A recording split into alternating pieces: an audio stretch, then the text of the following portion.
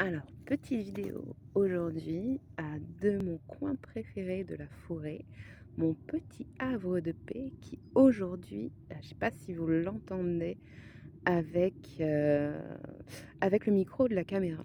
mais il y a un bruit humain incessant, ce qui ne se passe pour ainsi dire presque jamais, en dehors des moments de chasse bien sûr, mais voilà, je me suis dit en venant jusqu'ici, oh trop bien, j'avais enregistré les méditations, les chants vibratoires pour l'oracle, pour les connexions dans l'oracle,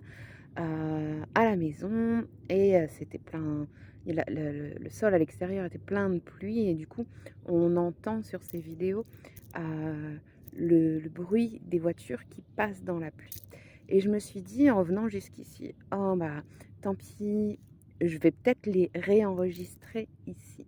et là, mon havre de paix est tout aussi bruyant que la maison, que l'atelier,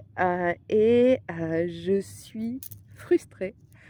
Alors le temps est idéal, le chant des oiseaux est idéal, Sakura est posée tranquille,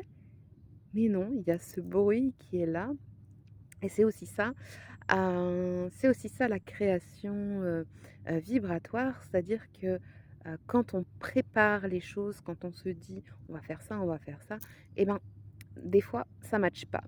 et bah, peut-être, que c'est un signe qu'il faut que je garde, les enregistrements sonores,